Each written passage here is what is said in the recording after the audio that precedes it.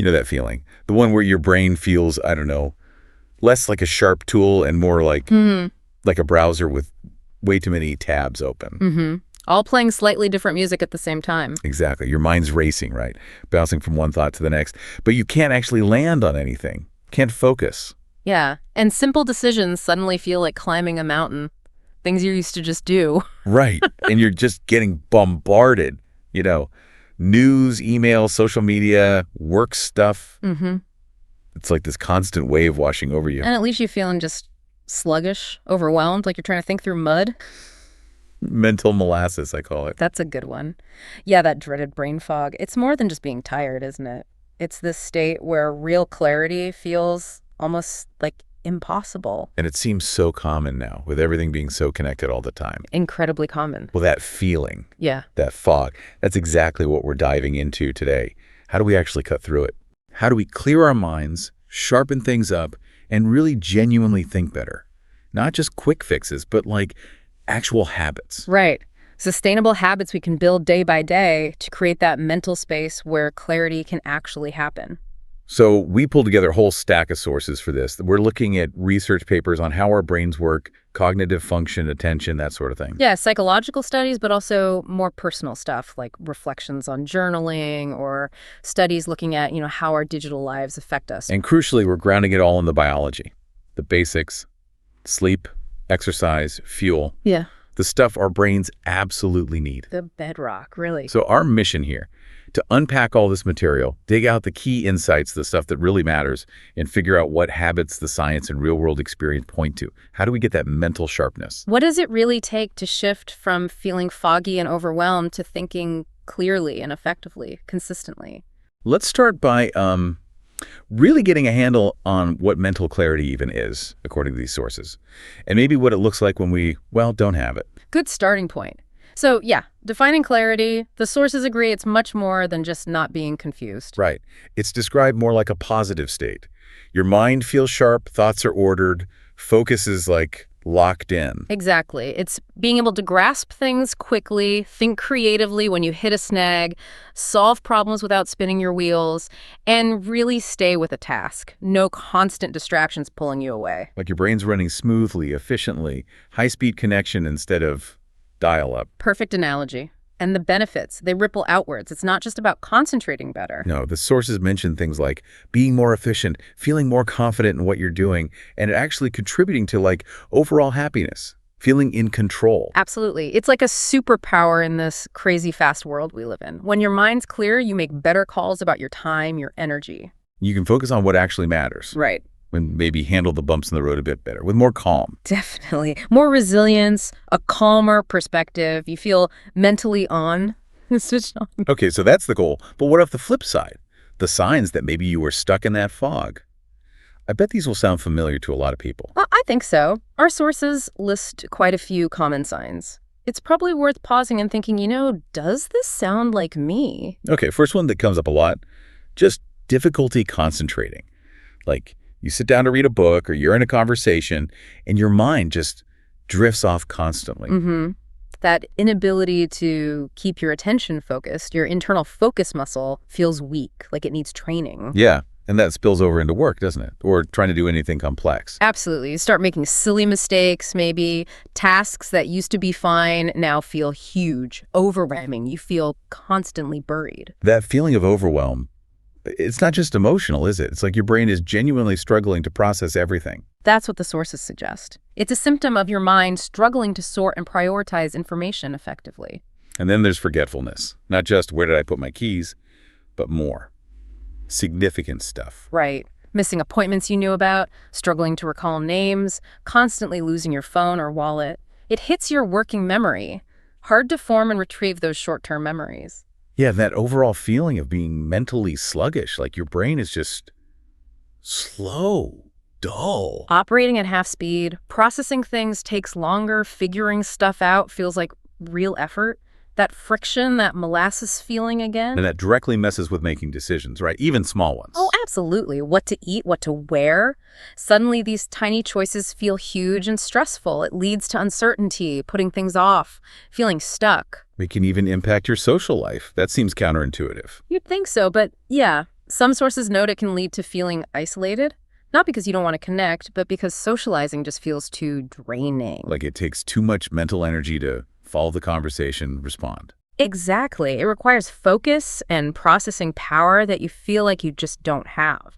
So you might start avoiding those situations. It feels like work. And maybe less surprisingly, it's all tangled up with sleep. Deeply.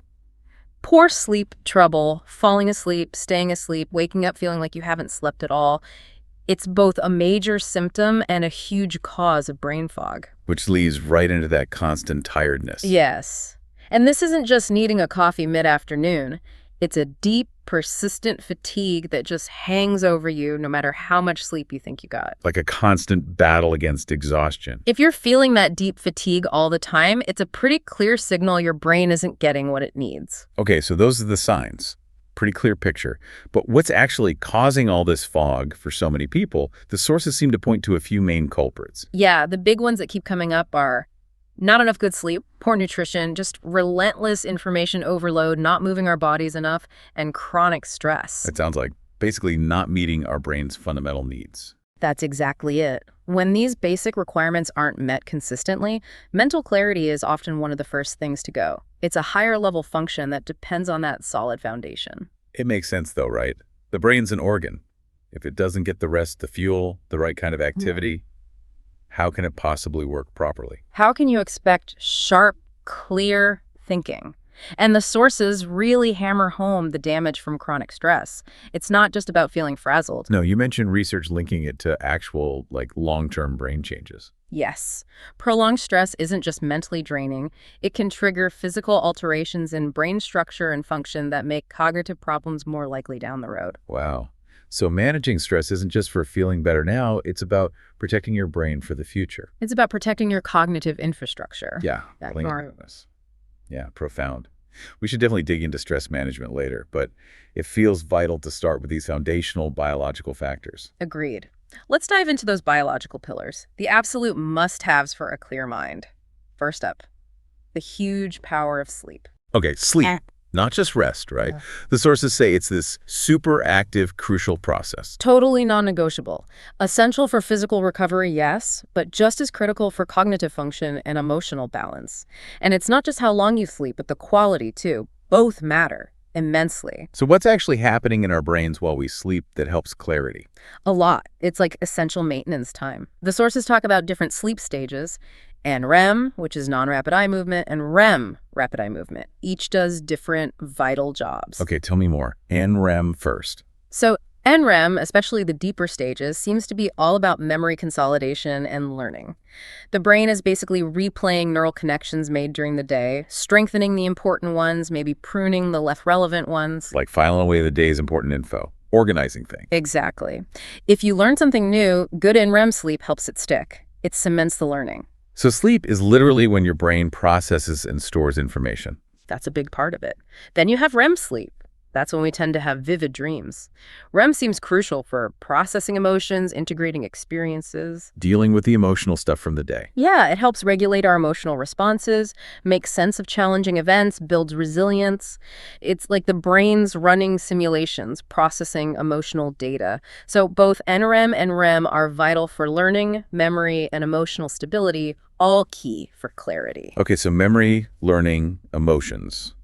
What about just basic focus and decision-making the next day? Absolutely essential. Good sleep is critical for things like sustained attention, executive functions, planning, organizing, switching tasks smoothly, problem solving, making clear-headed decisions. And if you don't get enough? Even just a bit of sleep deprivation tanks performance. You'll have trouble concentrating, your reaction times slow down, your judgment gets impaired. It's like trying to run complex software on a really slow, glitchy computer. And it's not just feeling groggy the next day, right? Oh. The sources mention longer-term issues. Yeah, chronic sleep problems, night after night of poor sleep, are linked to more persistent cognitive deficits. Things that can even resemble, in some ways, neurodegenerative conditions or psychiatric issues. Wow. That's serious. It seems so. It messes with emotional regulation, too, makes you more reactive, irritable, prone to mood swings. It's strongly linked to higher risks of depression and anxiety. And you mentioned something about gray matter. Yes, some disturbing research links Poor sleep quality to reduced gray matter volume in the frontal lobe. The thinking part of the brain. Exactly. The area critical for working memory, attention, planning, the very things you need for clarity. So yeah, chronic lack of sleep might actually be reducing brain tissue in vital areas. That is startling. It really drives home how fundamental sleep is. Not a luxury at all. Not even close. It's basic maintenance for brain structure and function. And there's this other fascinating idea the sources mention, sleep as a deep clean for the brain. A deep clean, like literally washing stuff out. Yeah. Kind of, yeah, on a microscopic level. There's a system called the glymphatic system. Think of it like the brain's nighttime cleaning crew. It's way more active during sleep. And what does this cleaning crew do? It basically flushes out metabolic waste products, neurotoxins, that build up in brain tissue while we're awake. Normal byproducts of brain activity. And if you don't sleep enough, the cleaning doesn't happen properly. That's the idea. Chronic sleep deprivation seems to impair this cleaning system. And failure to clear out this waste is increasingly being linked to serious neurological problems, maybe even contributing to conditions like Alzheimer's, where protein buildup is a factor. So prioritizing sleep literally gives your brain the downtime it needs to flush out the garbage. It's essential housekeeping. Keeps the system running smoothly. Okay. Convinced. Sleep is critical. So how do we actually get better sleep? What are the practical tips? Sleep hygiene. Right, exactly. Sleep hygiene. The core principles are pretty consistent across the sources. First, your sleep environment. Make it dark, quiet, cool. Minimize disruptions. And crucially, limit exposure to screens, especially blue light, for at least an hour before bed. That blue light thing is huge, isn't it? It directly messes with our sleep hormones. It does. It suppresses melatonin, the hormone that signals time for sleep. Using filters helps a bit, but honestly, putting screens away entirely is best. Second, consistency. Same dead time, same wake-up time. Every day, even weekends. Ugh, even weekends. Yeah, ideally. It helps regulate your body's internal clock, your circadian rhythm. Makes falling asleep and waking up easier over time. Okay. What else? Limit stimulants. Right. Avoid heavy meals, caffeine late in the day, maybe intense exercise too close to bedtime. Gentle movement is fine, but vigorous stuff can be too stimulating for some. And build a wind-down routine. Definitely. Something relaxing that signals sleep is coming. Reading a real book, a warm bath, calm music, gentle stretching, maybe some light meditation. Find what works for you. And for people with really persistent problems. For significant insomnia, the sources mention things like CBTI, cognitive behavioral therapy for insomnia. It's a highly effective, evidence-based treatment. CBTI. What does that involve? Quickly. It's a structured program. It targets the thoughts and behaviors around sleep. Things like sleep restriction, limiting time in bed to build sleep drive, stimulus control, so your bed is only for sleep, relaxation techniques, and cognitive restructuring, challenging those anxious thoughts about sleep itself. It basically retrains your relationship with sleep. Okay, so sleep is pillar number one. Absolutely foundational. What's next? Physical activity. I'd say that's huge for the brain too, not just muscles. Huge. The evidence is overwhelming. Regular physical activity is obviously great for your heart, bones, muscles. But the brain benefits are just as profound, maybe even more so. How does it directly help thinking and clarity? It directly impacts your ability to think clearly, learn, solve problems, manage your emotions better, improves memory, reduces anxiety and depression symptoms. The list goes on. And you don't need to be like a marathon runner. Not at all. Benefits kick in pretty quickly after even moderate activity. You can often feel a boost in mood and sharpness soon after. And long term. It helps protect against decline. Significantly. Regular activity can dramatically lower your risk of cognitive decline as you get older, including dementia. Inactive adults have almost double the risk compared to active ones. It's a major protective factor for long-term brain health. What's the science behind how it helps? Well, exercise increases levels of things like BDNF, brain-derived neurotrophic factor, often called miracle grow for the brain. Miracle grow, okay. Yeah. It supports neuron growth, survival, helps the brain form new connections, neuroplasticity. It keeps your brain adaptable. And there was that specific molecule you mentioned earlier, irisin. Yes, irisin. Released during endurance exercise. Research suggests it crosses into the brain and actually activates genes involved in learning and memory, particularly in the hippocampus, a key memory center. So exercise literally sends signals to your brain to boost learning. That's incredible. It's a direct biological feedback loop. Your body tells your brain, hey, we're active, ramp up the cognitive machinery. There was also that study showing fitter kids did better academically later on. Suggests that early physical development supports cognitive wiring. Wow. Mind-body connection right from the start. So how much activity we talk about? What's the recommendation? The general guideline is about 150 minutes of moderate intensity aerobic activity per week, or 75 minutes if it's vigorous intensity. Okay, 150 minutes. It sounds like a lot, but broken down. It's just over 20 minutes a day, or 15 minutes a day for the vigorous stuff. And you can break it up. Short bursts count. Every bit helps. Plus muscle strengthening, right? Right. Couple days a week, working major muscle groups. And for older adults, adding balance exercises is important too. How do you fit it in if you're busy? The sources had practical tips. Loads. It doesn't have to be the gym. Dance in your kitchen. Take active breaks. Stand up, stretch, do squats during TV ads, park further away. Always take the stairs. Get off the bus and stop early. Walk the dog. That was a good one. Dog owners walk more. About 22 minutes more per day, on average. That hits the target right there. Even chores count: raking, mowing, vacuuming vigorously. The main message seems to be just move. Exactly. Some activity is always better than none. Don't aim for perfection, just aim for more movement than yesterday. Every step counts towards brain health. Okay. Sleep, movement. The sources also briefly mention nutrition and hydration, important for the brain too. Absolute fundamental, though maybe less detail in these specific sources. But yeah, your brain needs good fuel. Healthy eating colorful fruits, veggies, lean protein, whole grains, healthy fats like omega-3s from fish or nuts provides the building blocks. Omega-3s are important for brain cells. Crucial components of cell membranes. And antioxidants from fruits and veggies protect brain cells from damage. Quality fuel equals quality thinking. And just drinking enough water. Seems basic. Super basic, but vital. Your brain is mostly water. Even mild dehydration can impact focus, memory, mood. Feeling fuzzy, might just be thirsty. Staying hydrated keeps everything running efficiently. So sleep, movement, fuel, hydration. Got the biological basics covered. That's the foundation. But it's not just the physical stuff. There's also that internal landscape, how we handle stress, process thoughts, find calm. Which brings us back to stress management. Right. You mentioned chronic stress physically damages the brain. Can you unpack that a bit more? How does it hurt clarity? Yeah, it's pretty stark. Chronic stress means chronic high levels of cortisol. This can actually cause the hippocampus, vital for learning and memory, to shrink, atrophy. Shrink? Wow. While at the same time, it can enlarge the amygdala, the brain's fear center, making you more anxious, more reactive. So less memory and learning capacity, more fear and reaction. That's a terrible trade-off for clarity. Exactly. It biases your brain towards hypervigilance, stuck in fight or flight. It can even mess with the connections between the emotional brain and the thinking brain, the prefrontal cortex, making it harder for rational thought to override stress reactions. It literally disrupts the link between feeling and thinking clearly. Fundamentally, it paves the way for anxiety, depression, PTSD, all major clarity killers. So learning to manage stress isn't just about feeling calmer day to day. It's about protecting your brain's hardware, taking pressure off your cognitive system, letting your thinking brain actually do its job. Letting your mind breathe. Makes sense. Yeah. Okay, so managing stress is non-negotiable, which leads us straight into mindfulness and meditation. The sources frame these as really powerful tools.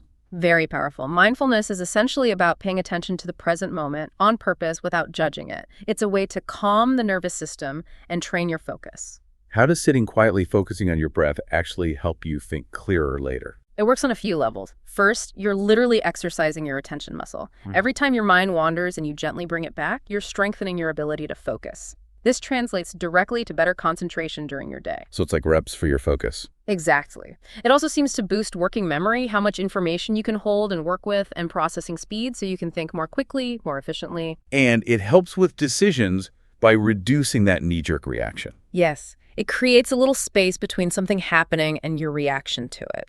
You learn to observe thoughts and feelings without getting swept away. This lets you respond more calmly, more rationally, instead of just reacting out of stress or emotion. And the benefits go beyond just clarity, right? Mental well-being in general. Hugely. It's incredibly effective for reducing stress, anxiety, depression. Observing thoughts without judgment helps break cycles of negative thinking, lowers cortisol. It builds emotional regulation, resilience. You become more stable, maybe more self-compassionate too. And there are actual brain changes. You can see it on scans. Yes. Research shows increased gray matter density in areas linked to attention and self-awareness, like the prefrontal cortex, and decreased activity in the amygdala, that fear center. It's real, measurable change from a mental practice. That's amazing. And it's used clinically. Oh, yes. It's the basis for well-respected therapies like MBSR, mindfulness-based stress reduction, and MBCT, mindfulness-based cognitive therapy, used for stress, anxiety, depression, even chronic pain. Okay, but what if someone's listening and thinking, my mind is way too busy for that? How do you even start? Gently. The key is patience. Find a quiet spot. Start really small, 5 minutes, even 2 minutes. The goal isn't to empty your mind. That's impossible. It's just to notice where your attention is without judgment and gently guide it back to an anchor, like your breath. Guided meditations can help, like apps. Definitely. They give you structure and guidance, which is great when you're starting. Consistency is more important than length. A few minutes every day beats an hour once a week. And if your mind wanders constantly, That's normal. That is the practice. Noticing the wandering and gently returning. No frustration, just return. You can experiment too. Focus on breath, do a body scan, mindful walking, mindful eating. Lots of ways to practice bringing awareness to the present. okay, mindfulness gives you that pause. What about journaling? Another tool for processing that internal noise. Yes, another really powerful one. The act of writing things down, especially by hand maybe, adds a different layer of processing. It forces you to slow down, to focus. It's great when your mind feels like that noisy train station during rush hour. So journaling helps clear the tracks. Kind of. The first technique often mentioned is the mind dump or brain dump. Just get it all out. Worries, to-dos, frustrations, random thoughts. Pour it onto the page. No editing, no judging. Just empty the station. You could even destroy it afterwards. Yeah, if the thoughts are really negative or anxious, rip it up, burn it safely. The goal isn't necessarily keeping a record. It's getting the noise out of your head to create space and calm. Okay, get the noise out, then what? Structured reflection. Right. Using prompts to guide your thinking. Like the source author who asked daily, what excited me? What drained me? What am I grateful for? How does answering those help clarity over time? Patterns emerge. You start to see objectively what activities, people, or thoughts boost your energy and clarity, and which ones drain you. The author realized social media was a huge drain for them, so they cut back. It gives you data about yourself. Like a personal energy audit. Exactly. And this ties into that great quote, your head is a terrible office. Huh. I like that. Terrible office. Why? Because it's awful for storing things, great for having ideas, terrible for holding on to emails, projects, worries, shopping lists, all that stuff swirling around demanding attention. You can't clarify or focus when your head is that cluttered. So writing it down, journaling, lists, whatever gets it out of the terrible office. Precisely. Capturing it externally is the crucial first step. It frees up your mental bandwidth from constantly trying to remember everything so you can actually think and be present. Journaling helps manage the emotional and mental clutter that clouds clarity. Okay, managing internal clutter. Yeah. But what about the external clutter? The digital deluge. That feels like the biggest clarity challenge today. No kidding. The sources really hammer this. Constant connectivity, social media, email, notifications leads to digital stress, fractured attention, techno stress. Your mind feels constantly pinged, pulled everywhere. Like being in a room with too many bright lights flashing. It's this overwhelming cognitive load. Even some brain games online just add to screen time and sitting, not necessarily the right kind of challenge. But there was that compelling study on digital detox, as you mentioned. What did that find? Yeah, really interesting. They had people abstain from non-essential digital media for just 1 week. Social media, news apps, needless browsing, gone. They encouraged offline stuff, instead reading, nature, talking to people face-to-face. And they measured things before and after. Yes, anxiety, sleep quality, cognitive performance. The results after just 1 week were pretty dramatic. Okay, what happened? Anxiety scores dropped significantly. People reported feeling markedly less anxious. Sleep quality improved significantly too, falling asleep faster, feeling more rested. Just from a week off non-essential tech. Wow. And cognitive performance improved. Their reaction times on attention tests got faster, suggesting better focus, quicker processing. Their brains were literally working more efficiently without the constant digital noise. Faster reaction times. That's concrete. What about how they felt? They reported feeling more aware, more present in daily life, noticing more, having better, deeper social interactions, feeling calmer, more tranquil. Better social interactions. That connects back to what you said about fog making socializing feel draining. disconnecting digitally frees up energy for real connection. It seems so. Participants specifically mentioned more focused conversations, stronger connections with people when they weren't constantly distracted. It really highlights the value of undivided in-person attention. Was it hard for them to disconnect? Initially, yes. Boredom, temptation, discomfort, but that faded. Many actually described feeling liberated by the end of the week. Liberated tells you something about how tied down we feel. Doesn't it? Many were shocked at how much time digital stuff usually consumed.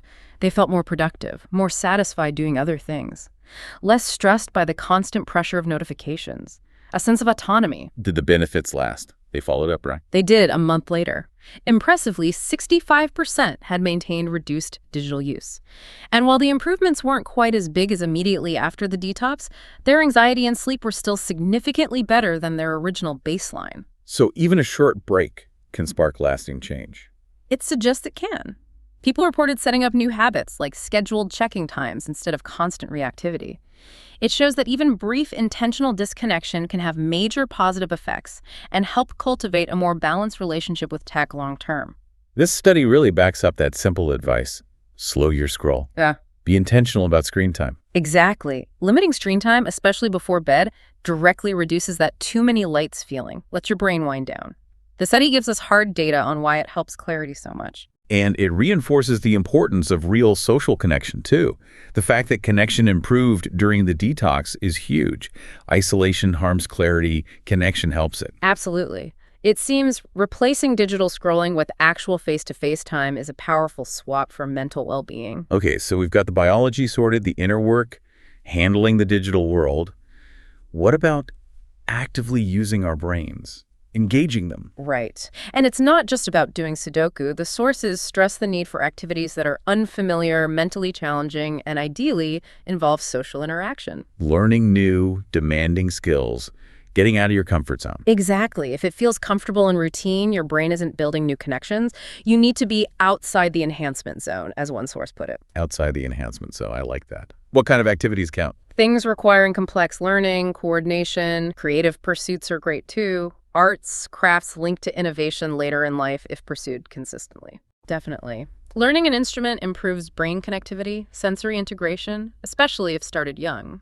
Reading fiction, too, builds empathy, imagination, connectivity. These activities help preserve cognitive function. So it's about continuously learning, creating, challenging yourself, like cross-training for the brain. Perfect analogy. Keep it active, keep it varied, keep it challenged. Okay, let's bring this home. How does all this cultivated clarity help with something really practical, like making decisions? That felt impossible back when we were talking about brain fog. Right. A foggy mind makes decisions agonizing. The sources offer some practical tips that become much easier with clarity or that can help you find clarity in a decision. First, the classic. List pros and cons. Does that really help when your head's full of conflicting thoughts? It forces you to externalize and structure them. Seeing it written down provides objectivity. You can assess it rationally, not just spin internally. Okay. Second tip. Seek advice. Get input from trusted people. They might see things you don't. But crucial point, you still make the final call based on your values. Don't outsource the decision or drown in opinions. Use advice as data. Got it. Input, not directive. Third, take time to process. Don't rush unless you have to. Give yourself space, maybe a few days to let things settle, gain perspective, but don't let it drag into endless procrastination either. Find the balance. Fourth tip, tolerate uncertainty. This sounds hard. It is. We want certainty, but life rarely offers it, especially for big decisions. The goal isn't 100% confidence, which might be impossible. It's being certain enough based on the info you have now. Trust your judgment, accept some ambiguity. And a final tip, commit to the decision. Yeah, this is where people get stuck. Hesitating, keeping one foot out the door, second-guessing, it drains energy and clarity. Once you've done the work, assessed, got input, processed, accepted uncertainty, make the call and commit. Focus your energy on making it work. These tips feel like a good roadmap and much easier to navigate with a clear head built by all those other habits. Exactly. Clarity doesn't make decisions easy necessarily, but it makes the process smoother. You approach it with a sharper mind, less fog, better ability to weigh things up. So bringing this all together, it feels like a whole ecosystem of habits. It really is. Sleep, movement, fuel, hydration, the biological base. Right. Then managing stress, mindfulness, journaling, the inner work, navigating the digital world intentionally, nurturing real connection. and actively engaging your brain through challenge and creativity. And it all culminates in being able to think more clearly, make better decisions. They're all interconnected. They build on each other to create that foundation for clarity. They help cut through the fog, sharpen focus, boost productivity, improve well-being. They're investments in how your mind operates. Not just nice-to-haves, but essential tools for navigating life today. Totally essential. And building them takes effort, sure. Patience, consistency. But the sources are clear. Even small steps matter. Start anywhere. What strikes me is how many of these habits directly push back against the things causing the fog. The sitting, the constant pings, the overload, the stress. Exactly. You're not just adding good stuff. You're actively counteracting the clarity drains of modern life. You're taking back control. It's a powerful idea. We can influence our mental state through these habits. So maybe the final thought for everyone listening is, if your head is a terrible office, what's one small thing you can do today? Yeah. Maybe get a bit more sleep tonight. Step away from the screen for 10 minutes. Jot down one thought. Take one mindful breath. Just one small step to start clearing out that space so you can actually think. Something to ponder.